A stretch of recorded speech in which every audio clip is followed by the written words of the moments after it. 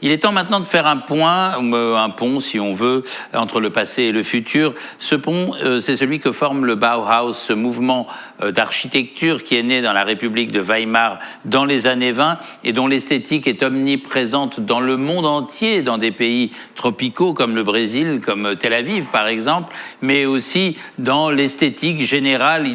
Le Bauhaus est diffus dans tous les mouvements esthétiques mondiaux. Et le luxe peut-il encore en tirer quelque chose? Peut-il y revenir? Comment doit-il s'en inspirer? Autant de questions qui sont vraiment sur mesure pour Anne de Rochas, qui est créatrice textile et auteure de La femme qui reste, un livre totalement hanté par le Bauhaus et qui met en scène Walter Gropius, le fondateur du mouvement. Et c'est Antigone Schilling qui va recueillir son témoignage.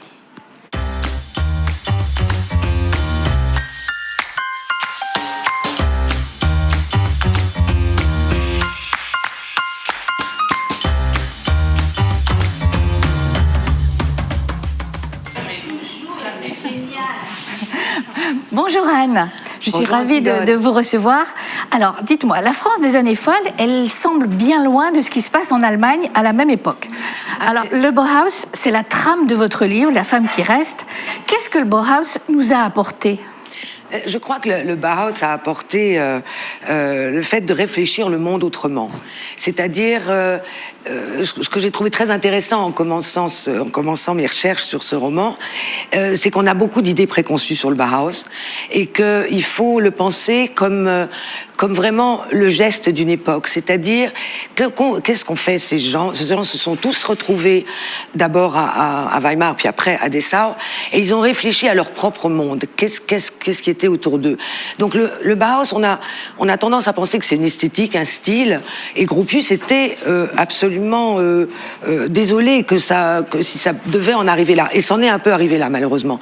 Donc il faut penser ça comme une réaction effectivement à ce qui s'est passé en Allemagne juste après la guerre, où l'Allemagne était ruinée, où l'Allemagne était misérable et où il y avait quand même une grande déliquescence de la société et beaucoup de conflits. Et le Bauhaus est venu là pour redonner un nouveau souffle. Et il y a tous ces jeunes qui sont arrivés du monde entier avec leur enthousiasme, leur foi, leur générosité et cette envie formidable de faire quelque chose qui correspondait à l'époque. Voilà. Donc, peut-être qu'il faut un peu oublier la forme. Mais je crois même totalement oublier la forme. Il faut penser au fond. Il faut penser aux gens. Et c'est pour ça, d'ailleurs, j'écris ce livre, parce que finalement, je me suis dit, voilà, s'il y a un message à faire passer, ce sont les gens qui l'ont fait. C'est, je trouve, le plus précieux du Bauhaus. Parce que les architectes contemporains, quand ils regardent ces grandes baies vitrées et tout ça, ils disent, mais enfin, c'est ridicule, parce que c'est totalement démodé, on ne peut plus faire ça. Donc, faisons autre chose, mais faisons quoi? Voilà. Et soyons quelque chose, voilà.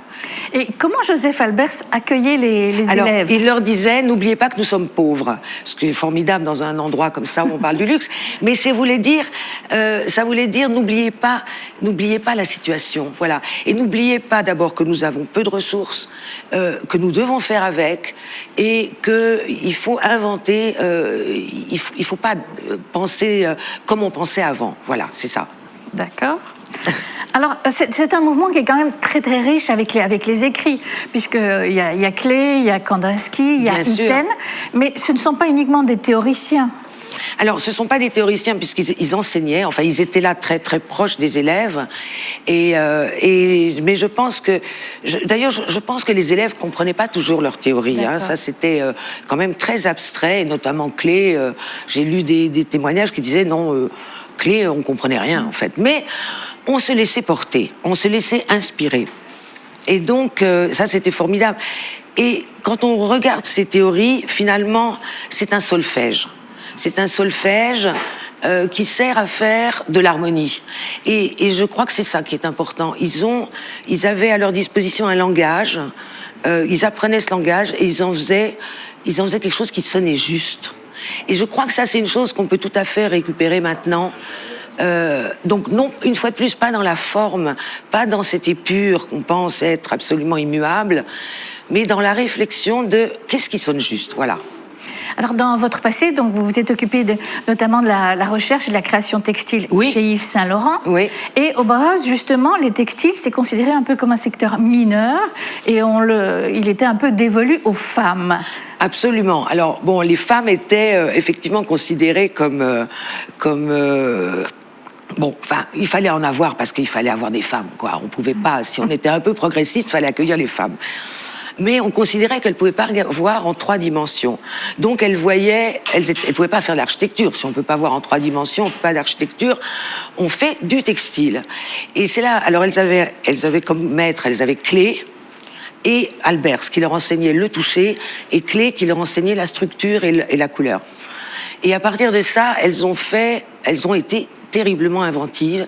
Elles se sont emparées de tous les matériaux contemporains. Elles ont fait des recherches. Et en fait, c'est elles qui ont fait les produits les plus rentables, finalement, les plus vendables. Donc, ce qui veut dire, laissez les gens faire, ils feront beaucoup mieux que tout ce que vous pouvez imaginer. Et je pense que, vous voyez, on les voit là, on les voit sur cette photo. Oui. C'est vraiment de l'artisanat, en fait. Elle partait vraiment de l'artisanat. Et si on saute dans le temps, des choses plus récentes avec des avancées textiles, qu'est-ce que vous voyez ? Moi, je pense que, par exemple, la Laïa a apporté beaucoup avec l'élastane, en fait, avec tout ce qui était élastique. Et donc, il a apporté des nouveaux mouvements, une nouvelle manière de vivre. Et je pense qu'à notre époque, il faut chercher justement entre l'artisanat et les dernières techniques, les dernières inventions. C'est là qu'on peut vraiment avancer, je crois. Et peut-être faire intervenir l'écologie ? Absolument. L'écologie est essentielle. Et justement, les nouveaux matériaux plus écologiques, etc., c'est essentiel. Oui. D'accord. Alors, au-delà des costumes étonnants et spectaculaires, je crois, d'un artiste que vous aimez beaucoup, et moi aussi, Oskar Schlemmer, je crois qu'il y avait une autre dimension qui intervient. Alors, il y avait la dimension déjà de la communauté. C'était vraiment le pilier de la communauté avec les fêtes. Et il y avait d'un côté la fantaisie, et de l'autre côté la rigueur. C'est-à-dire, il y avait l'explosion des fêtes où chacun avait sa propre créativité. Et de l'autre côté, il y avait le sentiment dans cette figure-là, dans cette boîte noire, qu'est-ce que l'individu dans son environnement. Et ça, c'est très, très important et très, très essentiel. Donc, voilà, il faut penser l'individu dans les connexions qu'il a avec le reste et dans tout ce qu'il peut, dans l'influence qu'il peut avoir et pas simplement. Il n'est pas tout seul, mais il est quand même un individu. Voilà. Et ça pourrait être intéressant. Ça, c'est très intéressant. C'est très intéressant de pas tomber dans la masse, quoi. De penser toujours individu et de penser que le client aussi est un individu et pas une somme de choses, voilà, on ne sait pas quoi finalement à la fin, hein, voilà. D'accord, merci. Alors, dans un univers du luxe qui pour le moment est très très logotomisé, comment voyez-vous le futur de ce luxe ? Alors d'abord, moi, je suis absolument pas placée pour voir le futur du luxe. Hein. J'ai quitté le jeu il y a des années et je suis ailleurs maintenant. Ce qu'il y a, c'est que j'ai envie de revenir à Otti Berger qui disait je voudrais des tissus qui scintillent et chatoient comme l'hiver avec un arbre et un corbeau. Alors évidemment, comme il faisait pas du tout de motif, il n'y avait pas d'arbre, il n'y avait pas de corbeau, il y avait l'imaginaire. Il y avait ce qui était suggéré, ce qui était proposé et ce que chacun à ce moment-là pouvait y mettre, voilà. Donc c'était laisser la responsabilité ou la liberté à celui qui contemplait ce tissu de trouver quoi y mettre. Et ça, c'est formidable, je trouve. Ça, pour moi, c'est le luxe, en fait. Le luxe ne doit pas être une chose qu'on marcelle, mais il doit se laisser découvrir. Et ça... il faut y penser actuellement, je pense que... Oui, c'est pas un luxe ostentatoire. C'est pas un luxe ostentatoire. Raffiné. C'est un luxe raffiné, c'est un luxe du geste, c'est un luxe de la main, et on revient à cette sensualité, en fait, hein, et peut-être moins d'images, moins de choses toutes faites. et Ouais. plus de créativité de la personne qui achète ce luxe. Bon. Et donc, oui, vas-y, allez-y. Non. Allez-y, allez-y. Et je trouve intéressant d'ailleurs que certaines maisons ouvrent leurs portes, comme le Bauhaus ouvrait ses portes. Et donc, ils ont effectivement expliqué leur travail aux gens. Et je pense que le luxe se doit d'ouvrir ses portes et de montrer. Parce que sinon, il y a un moment, il se détache aussi de son monde. Et c'est comme ça qu'on va le respecter, le luxe. S'il est mis à portée, non pas de l'achat des gens, hein, mais non pas de l'envie des gens, mais du désir des gens. C'est très différent. Je crois qu'il faut susciter le désir chez les gens. C'est-à-dire, même s'ils peuvent pas l'acheter, ils ont cet élan d'admiration. Mais l'envie, c'est très primal, en fait. Et c'est pas très bien, je trouve. Ça correspond pas au luxe. Voilà, c'est ce que je pense. Merci. En tout cas, je vais me replonger avec plaisir dans votre ouvrage. Voilà.